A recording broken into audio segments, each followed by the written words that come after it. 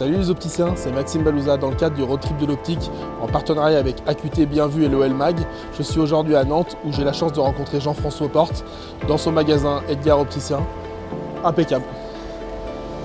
Salut Maxime, ça va Jean-François? Ça va bien? Et toi? Bienvenue à Nantes. Merci beaucoup. On y va? Ouais, on y va.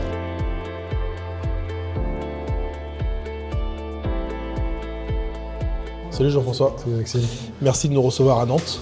Tu as fait un petit crochet toi aussi. Ouais, je suis venu à ta rencontre. Bah, merci beaucoup. Pour me caler sur ta carte de ton road trip. Très sympa. Je dis, tiens. Je te cache pas que ça me fait quand même plaisir parce que j'ai des rendez-vous que sur les côtes. C'est vrai que la Creuse ne me manque pas, mais road trip numéro 2, on ira. Alors, on va aborder une série de sujets de fond sur l'optique pour savoir ton point de vue. Est-ce que d'abord, pour ceux qui ne te connaissent pas encore, tu pourrais te présenter et présenter ton enseigne voilà, rapidement. Moi, c'est Jean-François Porte, j'ai 51 ans et ça fait donc 22 ans que je travaille, que je me suis mis à mon compte avec mon associé Julien. On a ouvert notre première boutique à Tours et aujourd'hui, on a créé une petite enseigne d'indépendants premium, on va dire. Ouais. On a 17 magasins, Edgar, positionnés un peu partout en France, sur les grosses villes. Et puis, on a aussi dans le groupe 8 magasins Gérald Optique sous enseigne franchisés. D'accord. Qui sont un petit groupe à part dans le groupe, mais qui font partie. On est en train de réécrire un peu notre stratégie pour les 10 prochaines années, continuer à développer notre groupe correctement sur le marché français. Et on est arrivé sur un créneau un peu différent, c'est-à-dire qu'on voulait reprendre les bases du métier d'opticien, apporter des produits différents, produits créateurs, etc. et reprendre les bases de l'opticien. Et on s'est formé sans offre aux clients, etc. mais en se disant, tiens, qu'est-ce que je fais pour être un bon commerçant? Qu'est-ce que je fais pour être un bon professionnel de santé? Qu'est-ce que je fais pour être un bon opticien? Puis voilà, c'est ce qu'on fait toute la journée. Ok. Donc en fait, le positionnement, c'est du conseil, de l'accompagnement et des produits un peu différenciants, c'est ça? Oui, c'est ça. Produits différenciants, une méthode de vente qui est éprouvée, qui est travaillée depuis 22 ans et qui est... Qui a été écrite par toi Oui, mon associé surtout. Et sur l'honnêteté, simplicité, mais surtout c'est qu'est-ce qu'on doit apporter à nos clients pour qu'à la fin, il ait envie d'acheter chez nous et qu'il se sente bien dans ses lunettes. Voilà. Ok. Voilà, avec des produits qui sont forcément plus chers qu'ailleurs, puisque nous, on vend des créateurs et on n'a pas d'offres, etc. Donc, voilà. La question que j'ai, parce que tu es aussi vice-président du ROF. Alors ça, c'est une nouvelle casquette depuis 1 an et demi. Ouais. Quelques personnes étaient venues me chercher, discuter, etc. Et en fait, moi, ça arrivait à un moment où, pendant 22 ans, j'ai bien bossé, j'ai envie de travailler et j'ai eu une envie de redonner à ma profession. J'ai eu du mal à trouver les lieux et de comment faire pour redonner à la profession, parce que moi, j'ai une vision un peu particulière. Je ne considère pas les autres opticiens comme des concurrents, mais comme des confrères. Et moi, j'ai aussi une autre vision qui va plus loin, c'est de dire plus les opticiens monteront en compétences, plus les opticiens seront bons, plus on fera de la santé, plus on fera du bon commerce, plus le marché sera tiré vers le haut et on en tirera tous un bénéfice. Et au lieu de se tirer dans les pattes, on ferait mieux de s'entraider. Et ça, c'est quelque chose que je n'ai pas découvert dans l'optique, qui m'agace depuis des années. C'est-à-dire qu'aujourd'hui, j'ai fait des voyages opticiens indépendants, des voyages de ceci, des rencontres, des salons. Et en fait, on ne se parle pas. On ne sait pas se parler, on ne sait pas s'échanger les bonnes pratiques. À quoi ça sert d'être dans une profession? On n'est pas si nombreux que ça en marché français. Et on devrait s'échanger toutes les bonnes pratiques et se dire, tiens, moi je fais ça, fais-le, ça marche. Bah, c'est aussi l'intelligence que tu as aujourd'hui, je trouve, d'être là, parce que tu pourrais dire que... Parce qu'aujourd'hui, il y a presque 13 000 magasins en France, et j'ai reçu 40 réponses pour pouvoir témoigner. On peut pas dire qu'on ne demande pas l'avis de la profession, parce que je veux voir tout le monde. Alors moi je suis rien, mais l'idée c'est quand même d'apporter quelque chose à la profession, mais certains n'ont pas, je pense, cette démarche-là, et se disent, ouais, c'est un concurrent, je lui parle pas, tu vois. Voilà. Et ça sert à rien, parce qu'au contraire, je trouve que s'aider, s'accompagner, tiens, j'ai une difficulté, j'arrive pas à faire ça dans mon magasin. Pourquoi on n'accompagne pas les gens? Pourquoi on leur dit pas? Et ça, c'est ma vision. Et cette vision, je veux la transférer, le faire. Je me suis dit, tiens, je vais aller dans un syndicat. Alors du coup, aujourd'hui, est-ce que je parle à Jean-François Edgar, Jean-François Général ou Jean-François Roth? Moi, c'est un tout pour moi. J'adore tellement mon métier. Alors, ça fait peut-être une dizaine d'années que je fais plus de ventes parce que, à se développer, moi, je fais plein de sujets. On a une équipe à Tours, on a dans les bureaux à Tours une quinzaine de personnes pour diriger le groupe. Moi, je suis tout. J'ai pas différentes casquettes. Je suis un seul. Je suis unique.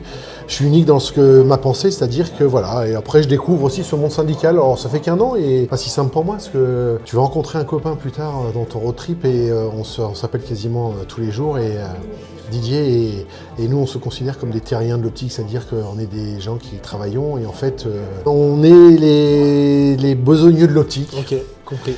On travaille notre métier, on travaille notre truc, et puis voilà, on essaye d'aller influencer, et c'est pas si simple d'aller influencer dans l'optique. Et moi, ce que j'aurais envie, le premier message, j'ai envie de dire, mais vous, nous, opticiens, aidons-nous déjà, aidons-nous. Tu vois, alors les enseignes, je sais qu'aujourd'hui, il y a...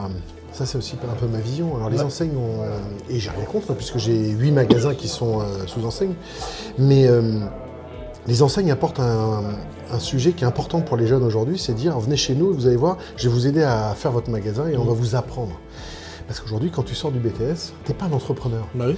On t'a appris à faire des maths et de la physique, mais on t'a pas appris à être entrepreneur.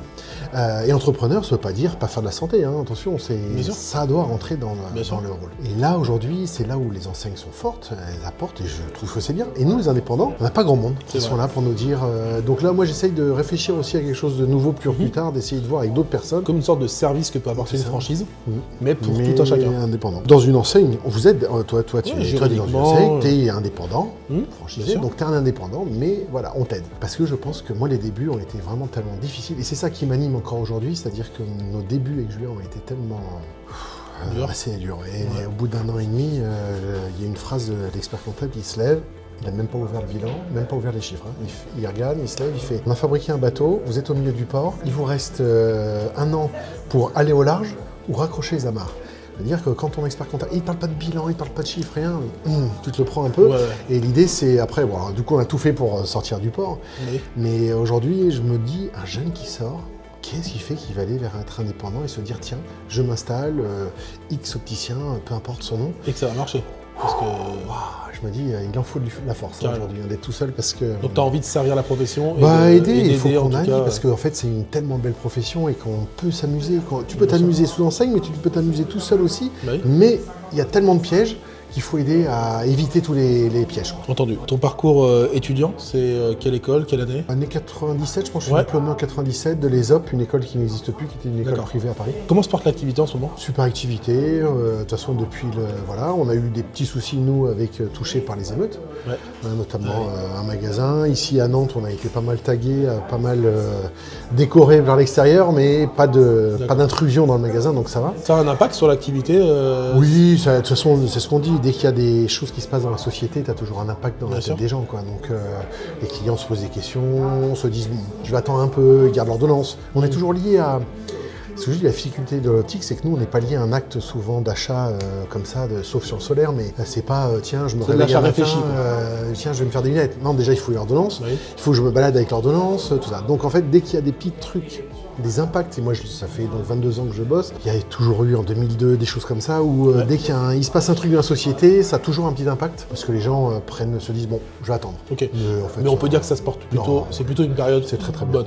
Si on dézoome un peu, quelle est ta vision du marché de l'optique ? Qu'est-ce que tu dirais à un étudiant qui se poserait des questions à faire optique, le point fort du marché et le point noir du marché, selon toi? Point fort du marché, on le connaît, c'est un marché qui est subventionné par les mutuelles et les réseaux. Et nous, chez Edgar Opticien, on est zéro réseau.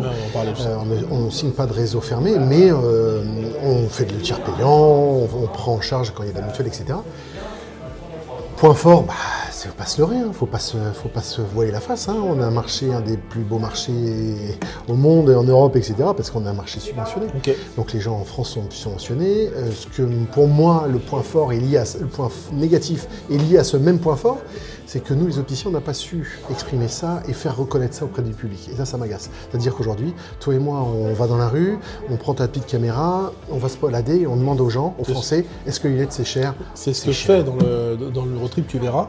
D'ailleurs, à ton avis, qu'est-ce que me répondent les gens ? Quand je leur pose la question, qu'est-ce que vous attendez de votre opticien ? Quelle est la première réponse à ton avis ? Du conseil, du service. 100%. 100%. Mais si tu leur dis, est-ce que c'est abordable, est-ce que c'est cher l'optique en France, tout le monde te répond c'est trop cher. Alors qu'on est le pays le plus subventionné. Mais à la fois, quand tu leur poses la question, est-ce que la qualité du conseil et la qualité du produit priment sur le prix, ils te disent tous oui, mais ça, c'est important de le savoir. Et le point noir, du coup, c'est ce que tu disais ? Cette mauvaise reconnaissance que nous, les opticiens, avons fait de notre métier. Et ça, c'est pour moi compliqué. J'ai beaucoup de mal, parce que c'est les lieux où j'aimerais vraiment travailler, c'est-à-dire comment des gens comme toi et ton road trip vont participer à ça, mais comment on peut redonner un peu de l'aide de noblesse à votre métier et arrêter de le dévaloriser sans arrêt. On s'est fait matraquer dans les médias, on s'est fait matraquer dans plein d'endroits, et ça pour moi c'est compliqué. On a un super beau métier. Ce que tu fais déjà dans ta communication au ROF, ça participe, le road trip à sa petite manière participe. Mais ça il faut continuer. Est-ce que actuellement tu rencontres des difficultés dans ton métier de chef d'entreprise, soit dans tes magasins, est-ce qu'il y a une difficulté en particulier ? Pas une difficulté forte, ça a été le recrutement, qui est plus compliqué qu'avant, mais qui est pas complètement... on y arrive. Pourquoi ? Parce qu'en fait, il y a quelques années, j'ai découvert ce problème du recrutement qui a été compliqué. Je suis allé dans les écoles, je me suis retrouvé il y a 5 ans. J'ai commencé à mettre un pied dans les écoles et à aller parler aux étudiants bénévolement. Tu le fais toi? Oui, moi. Pourquoi? Parce que je me suis rendu compte que il n'y avait pas beaucoup d'indépendants qui rentraient dans les écoles pour parler. Et il y a beaucoup de gens, mais pas forcément d'indépendants. Et j'ai découvert aussi l'état dans la tête des étudiants du métier qu'ils allaient faire après. Je me suis dit, mais mon Dieu, il y a un écart entre ce que l'étudiant, il est assis dans l'école et il pense, et en fait la réalité, machin. Et j'avais envie de donner, et moi maintenant je me suis donné comme mission d'aller beaucoup à la rencontre des étudiants pour leur dire, mais on a un très beau métier, prenez-le à cœur. Et ça t'aide à recruter finalement, au final, on peut dire ça? Oui, et alors à travers ça, on a mis en place, nous, ce qui est la marque employeur Edgar et Edgar Academy, sur la place Edgar Academy, qui est la marque employeur, et qu'est-ce qu'on doit faire pour qu'aujourd'hui.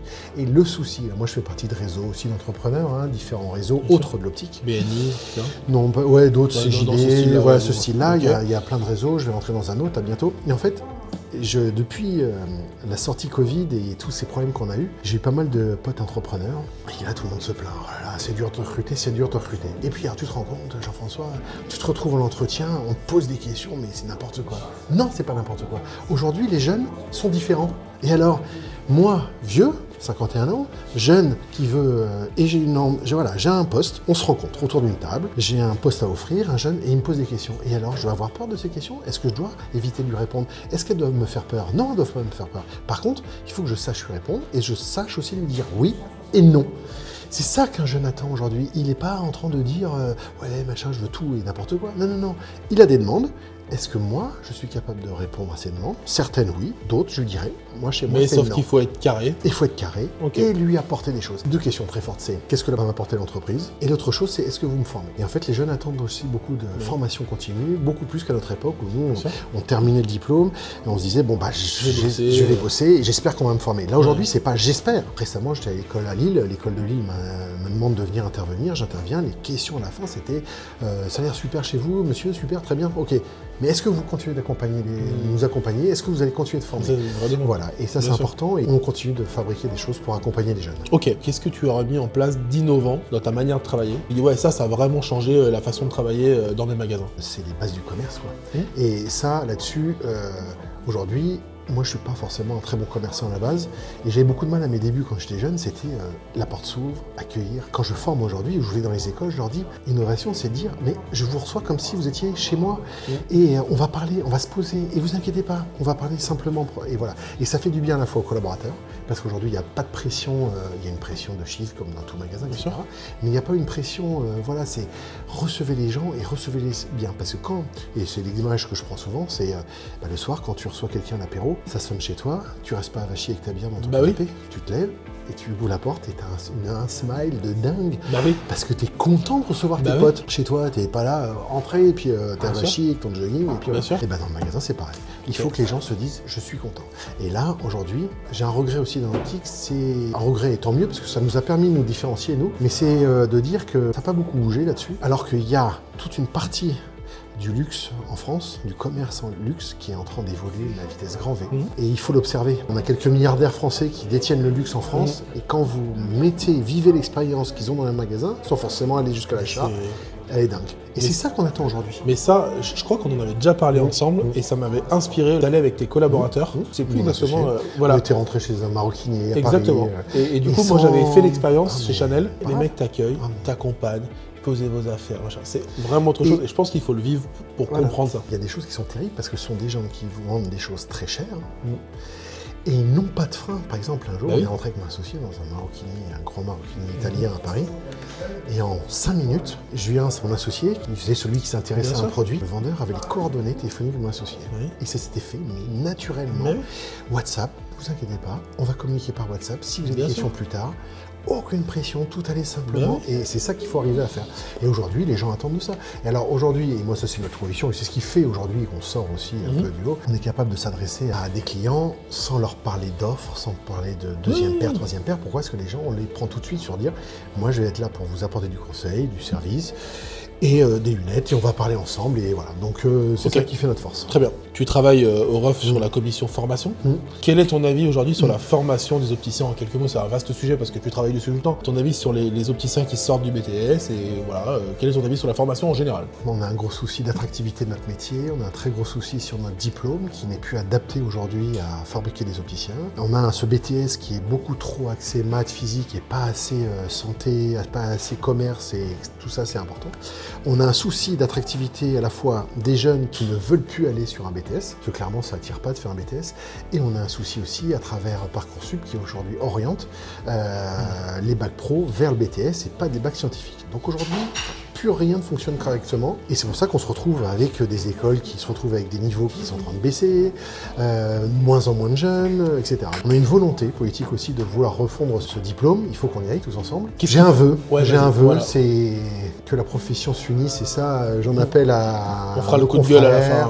Moi en tout cas, j'appelle à ce qu'on se mette vraiment tous à la table et qu'on y arrive et qu'on sorte quelque chose, quoi qu'on ait des différences. Il y a des choses qui vont pas, oui, mais je pense que là, la profession l'attend, les jeunes l'attendent, nous opticiens, on attend de sortir ce BTS pour partir en licence et fabriquer ce diplôme comme toutes les professionnels de santé en bac+3 quoi. Et on n'a pas le choix et il faut là aujourd'hui. C'est compliqué aujourd'hui de vous entendre, d'entendre les syndicats entre eux. Pour l'instant, c'est c'en est où en fait ça? Là aujourd'hui, les discussions vont rentrer à partir de septembre entre syndicats. Ok. Selon toi, encore une fois, pas forcément chez toi, c'est ta vision. Si on prend un magasin avec 10 collaborateurs, quelle est la répartition selon Jean-François du diplômé, non diplômé? Je pense que un bon 50-50, ça serait bien. Mais aujourd'hui, c'est que depuis 10 ans, quand on nous a imposé à travers certains réseaux, les mutuelles qui ont fait ça, tout d'un coup, on s'est mis tous à embaucher que des diplômés.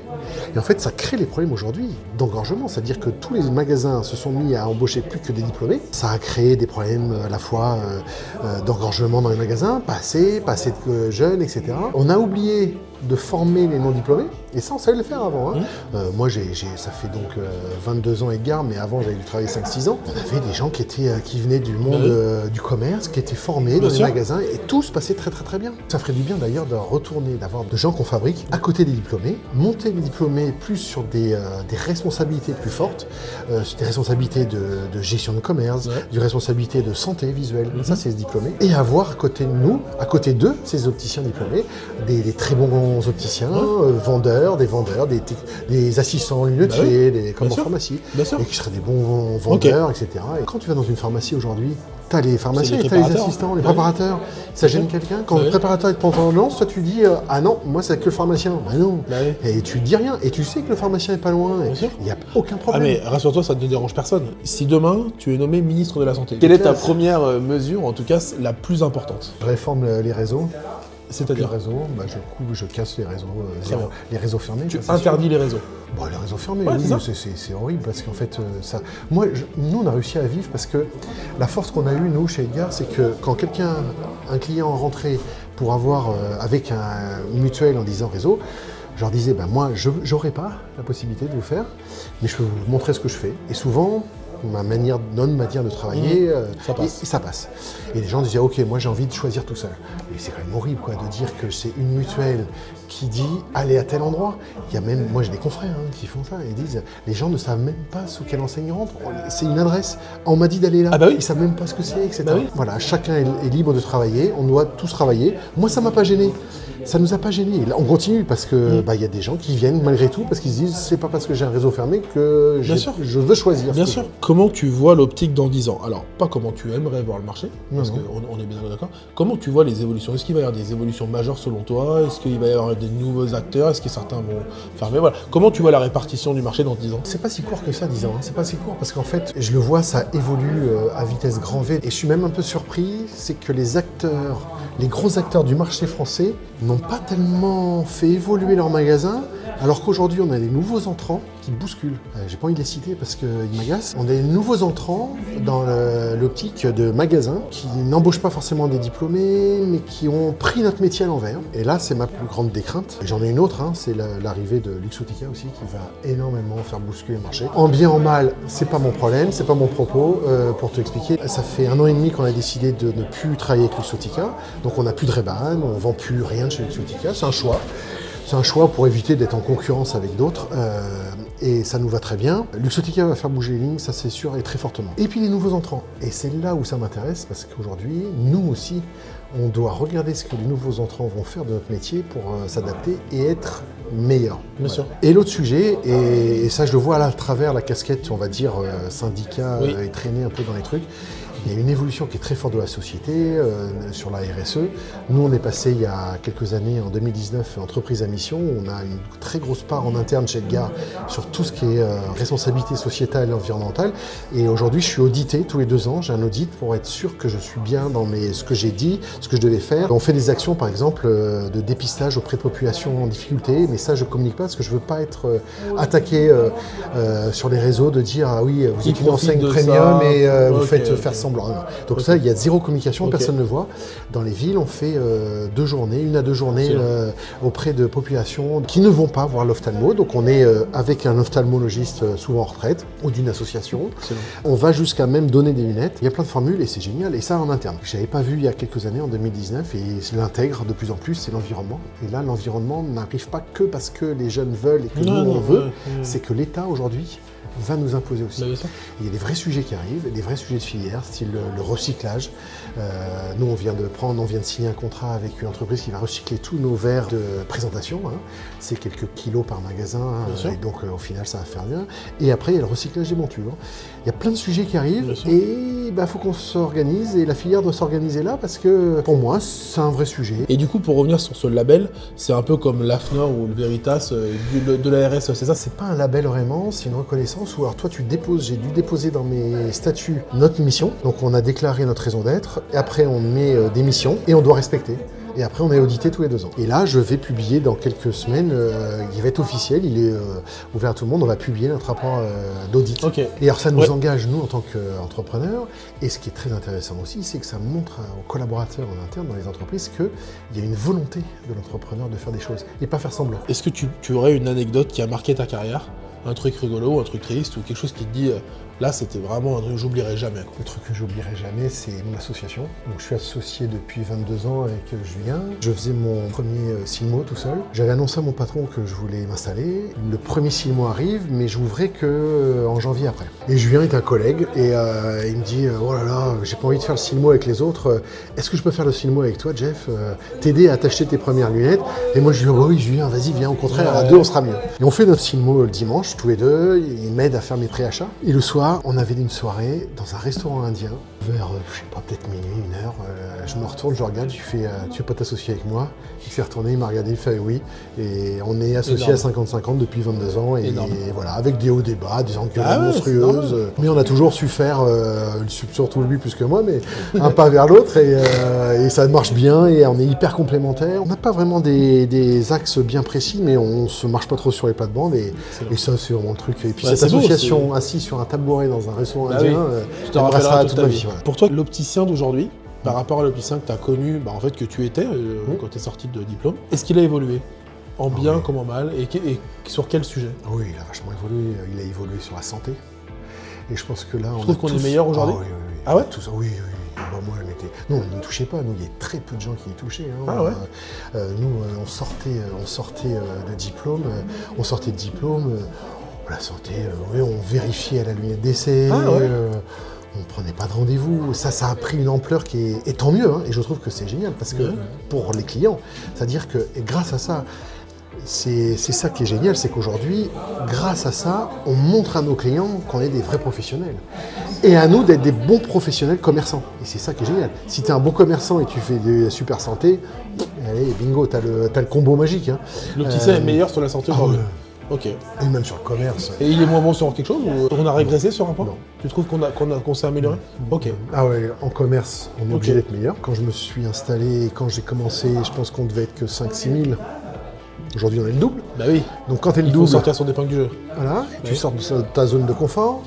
Donc de toute façon, il faut que tu ailles vers le meilleur. Les opticiens se posent plus de questions depuis quelques années, je trouve. Malgré tout, ce que je disais tout à l'heure, c'est pas assez pour moi.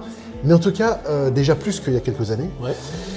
Les enseignes sont de plus en plus fortes aussi, hein, elles vous accompagnent plus, elles réfléchissent plus ça aussi, donc pas plus, mais elles apportent beaucoup de solutions et ça c'est automatiquement elles s'étoffent en fait. Et puis on est plus armé aujourd'hui. Ouais. Oui. Okay. Toute la technologie a apporté. Le seul truc qui va régresser pour moi à l'avenir, et ça je commence à mettre un doigt dedans, c'est le télédétourage. Je regarde, j'observe. J'y fonce pas pour l'instant parce que pour moi, et ça fait quelques années que je le dis, l'atelier n'est plus un plus aujourd'hui pour le client. Donc moi aujourd'hui chez Edgar, je suis en train de transformer le magasin. On fait retirer les ateliers qui sont en surface de vente et le santé doit rentrer au cœur et pour moi on n'est pas assez, parce que là je travaille aussi en interne fortement là-dessus, c'est qu'on n'a pas assez suffisamment de machines qui nous permettent d'aller faire de la santé immédiate sur nos clients. C'est encore trop compliqué. Nous aujourd'hui chez Edgar, on a une volonté, c'est 90% de nos clients doivent passer en test de vue, examen de vue. En vérification d'ordonnance, ok. Non pas parce que l'ophtalmo, c'est pas ça. C'est dire, on va voir ensemble. Ouais, on voit ensemble. C'est notre métier. Et c'est très compliqué parce qu'en fait, souvent, c'est dans des salles d'examen de vue qui sont un peu excentrées. Et donc, tu as posé ton sac, ton manteau, machin, faut que tu te lèves. C'est une vraie démarche. Ça rentre pas. Et en fait, là, aujourd'hui, il faut que les fournisseurs travaillent sur quelque chose qui soit interne dans le magasin, qui permette de faire des choses beaucoup plus rapides. Et si tu as un doute, qui te permette de soulever des sujets, et si jamais des sujets sont soulevés, pouf, tu vas derrière après. Ouais, c'est ça. Néanmoins, tu as pu le faire tout de suite et montrer. En fait, il faut que ce soit naturel. Voilà. Dès que tu mets une porte, voilà, c'est ça. C'est déjà pas naturel. Je suis d'accord. Si c'était à refaire, tout ce que tu as fait, tu referais 100 000 fois. C'est vrai bah oui. Zéro regret. Oh bah non, puis encore, ça va pas assez vite pour moi parce que on reste petit, on reste une petite enseigne, mais aujourd'hui, on peut dire qu'on est une petite enseigne, mais 100 000 fois, je me suis éclaté. On a une chance quand tu fais bien ton métier avec des gens intéressants. On va chercher des collègues intéressants, tu les vois là, ils sont tous souriants, machin. C'est vrai. Nous, on travaille avec des produits différents, c'est-à-dire qu'aujourd'hui, moi, je travaille avec des gens, des créateurs. Souvent, c'est une famille ou une personne qui dessine, fait fabriquer et nous les vend en direct. Donc nous, on a un contact toujours privilégié en direct avec ces gens-là. On passe pas par des représentants X ou Y, on ne sait pas d'où ça sert, voilà. Et on ne sait pas qui a dessiné la monture. Le seul truc, c'est qu'est-ce qui va être écrit sur la branche. Et aujourd'hui, nous, on a cette chance-là, c'est-à-dire que nous, on travaille fortement avec Théo, Anne et Valentin, Nathalie Blanc, Karine Abraham, Tala, il y a des choses comme ça. Des gens comme ça sont des purs créateurs de lunettes et ils sont en contact avec nos équipes. Ils sont toujours au contact de l'équipe, c'est-à-dire que la famille Théo ou Anne et Valentin, ils créent des soirées dans nos magasins au contact de collaborateurs, mais c'est pas des soirées où on est là pour faire la fête. Tu privilégies le travail. Ah bah oui. Voilà. Parce qu'à un moment, c'était facile, mon petit, dit, parce que ça, c'est un truc qui m'anime aussi fortement, ça m'a toujours énervé. Les fabricants, c'est, dis donc, ce mois-ci, c'est pas terrible. Hein. Ah bah dis donc, il y a une baisse. Et alors, qu'est-ce que tu fais pour qu'il n'y ait pas de baisse pour moi ? Ça, c'est facile. Moi, je ne peux pas être partout, c'est trop facile. Bah, bien sûr. Et en fait, notre travail aujourd'hui, c'est de dire, non, vous, les fabricants, vous avez une responsabilité. Si nous, on baisse, c'est que votre travail a été mal fait auprès de mes équipes. Moi, je ne peux pas former toutes les marques sur tout le monde et dire, il faut vendre ça, il faut vendre ci. On s'énerve, on se fatigue. Par contre, les fabricants, que ce soit les verriers ou les fabricants de montures, vous avez des collaborateurs qui sont sur le terrain, ce qu'on appelle les représentants. Venez former, venez changer les produits. Ils ne sont pas là qu'arriver avec des valises en disant tiens, faut acheter. Ça ne marche pas. Ça ne marche pas. Et nous, on a cette conviction, et c'est ça qu'on leur explique, c'est que plus ils vont aimer la marque, si vous vous faites aimer, ils vendront. Si vous vous faites détester, ils ne vous vendront pas. Donc vous ne devez pas m'appeler en me disant qu'est-ce qui se passe Jean-François dans tes magasins, ça baisse. Si ça baisse, c'est à cause de vous, c'est pas à cause de moi. C'est que tu n'as pas fait ton travail correctement auprès de mes collègues. On a été interpellés il y a quelques jours sur LinkedIn, toi et moi, pour créer un book des best practices. Yes. Best practice numéro 1 de Jean-François de l'opticien. Parle à ton client comme si c'était quelqu'un de ta famille. Ok. Ouais. Quel est ton avis sur la téléophtalmologie ? Le seul avis que j'ai, c'est qu'on va y tous y passer. Comment ? Je sais pas. Pourquoi on va tous y passer ? C'est l'évolution de la société, on va se vrai. Les cabines de télémédecine se développent, les déserts médicaux sont là. Mais j'ai pas un avis encore parce qu'on travaille nous en interne dessus pour savoir quel modèle, quelle formule. J'y vais pas. Parce qu'en fait aussi, moi, pourquoi c'est qu'Edgar, nous on est dans les centres-villes, de grosses villes. Donc j'ai pas de déserts médicaux. Je suis pas confronté à des déserts médicaux. Dans les générales d'optique, oui. j'ai des déserts médicaux, on y réfléchira plus tard, mais moi dans mes gares, pour l'instant, je suis dans les centres-villes où j'ai, à Nantes, j'ai 100 ophtalmos autour de moi, hein. Donc je peux pas dire que j'ai pas de... Tu vois pas ça comme une autre façon d'aller chez l'ophtalmo. Tu vois ça comme parce qu'il n'y a pas d'ophtalmo. C'est qu'il n'y a pas d'ophtalmo, voilà. Oui, c'est ça. Mais tu le vois pas comme un autre parcours client, toi aujourd'hui. Non, parce que... Je pense que ça va évoluer, ça. Ça va évoluer. Ton avis, en tant qu'opticien, c'est compliqué, mais sur les syndicats professionnels. J'ai découvert quelque chose de très positif aujourd'hui en rentrant au ROF, c'est que en fait, sur les réseaux sociaux, souvent, il y a des avis négatifs qui disent « mais que feront les syndicats ?» Venez parce qu'en fait, j'ai découvert des gens qui travaillaient, des gens positifs. Je suis rentré dans un syndicat où il y a des indépendants et des enseignes autour de la table. Et j'ai découvert des enseignes très ouvertes à la discussion, voulant discuter, travailler, écoutant aussi, n'ayant pas à être tout le temps sûr de leurs idées. Aujourd'hui, on a 2 syndicats, un syndicat 100% indépendant et un syndicat mixte, le ROF. Je trouve que ce qui est intéressant, c'est qu'il y ait un combat, des fois, des syndicats sur certains sujets, c'est important. Ce que j'aimerais, c'est que sur certains sujets, notamment la formation, il y ait un moment où on se dit stop. Là, je pense qu'on n'a pas à se poser de questions, il faut qu'on y aille. On n'a pas à se poser de questions de dans quelle manière. Il y a une urgence à réformer notre métier. Il faut s'entendre. Il faut s'entendre. Ok Jean-François, face caméra, est-ce que tu as un coup de gueule à passer? C'est pas un coup de gueule, c'est un coup de massue que j'ai envie de mettre aux opticiens à dire s'il vous plaît, il faut qu'on transforme notre métier et aidez-nous à transformer notre métier pour éviter que ça soit tout le temps la profession qui décide pour nous. La vision que j'en ai, c'est que pendant trop longtemps, on a dit aux opticiens ce qu'ils devaient faire et comment ils devaient le faire. C'est fini ce temps-là, c'est mon coup de gueule, ce temps-là est révolu. Nous connaissons notre métier, nous connaissons nos clients et moi aujourd'hui je sais gérer un magasin, je sais gérer ma clientèle et on est aussi bon que d'autres. J'en ai marre qu'on me dise à chaque fois oui mais il faut que tu fasses ci, fais ci, machin, etc. Non, nous les opticiens, on est suffisamment intelligents aujourd'hui pour prendre notre métier en main et foncer et taper dans le tas. Et je vous jure, les fournisseurs, vous serez bien contents quand notre métier aura grandi, etc. Et on sait faire les choses aussi. Venez, accompagnez-nous, mais arrêtez de nous dire ce qu'on doit faire sans qu'on ait la possibilité de notre mot à dire. C'est entendu. Est-ce que tu es prêt pour la série de questions-réponses? Ça en a pour 1 minute, ça va très vite, c'est l'un ou l'autre. Ray-Ban ou Persol? Ben, je fais plus aucun des deux. Ouais. Donc j'aime bien, hein, très belle marque. Monsieur Del Vecchio et la suite a fait des très belles marques, on en fait une belle image, mais j'ai décidé d'arrêter de les vendre. Très bien. Atelier ou examen de vue? Examen de vue. Chemise ou polo? Chemise. ROF ou FNOF? C'est la même question pour tout le monde. ROF. Montage à chaud ou montage à froid? Montage à chaud ou montage à froid? Je préfère le café chaud, moi. Ok. Concurrent ou confrère? Confrère, à fond. Métal ou acétate? Moi, métal, parce que j'ai un gros pif, donc souvent l'acétate passe pas et ça me coince et ça me fait mal. Donc le métal, mais... Très bien. Silmo ou Mido? Silmo, mais 100 milliards de fois, et venez au Silmo. Avant le Covid ou après le Covid? Après le Covid. Tu préfères avoir -8 ou avoir +8? -8 parce que tu vois de près. Ok. Cosium ou Pro-Optique? Une des deux. Tu préfères être seul dans un magasin de 150 mètres carrés ou 15 dans un magasin de 50 mètres carrés? Eh ben nous, on a été 13 dans un magasin de 50 mètres carrés et c'était top ici. Donc on parle là-dessus? On a chié, mais c'était top. Ok. Faire l'inventaire du magasin ou gérer les tiers payants? On va faire l'inventaire. Loucher ou diverger? Loucher, ça fait un petit côté, une petite coquetterie qui est pas mal. Tu préfères voir double ou voir la moitié des choses? Dans quel état je serai aussi? Ouais. Donc on fait quoi? Double. Ok. Former ou être formé? Les deux. Ouais, les deux. Ok. On dit un client ou un patient chez Edgar? Un client. Ok. Tu préfères te planter un tournevis dans le doigt ou changer des plaquettes toutes vertes? Changer les plaquettes toutes vertes, c'est un kiff. Et enfin, tu préfères liker le road trip de l'optique ou liker le road trip de l'optique? J'hésite. Mais le road trip. Ok, super, merci.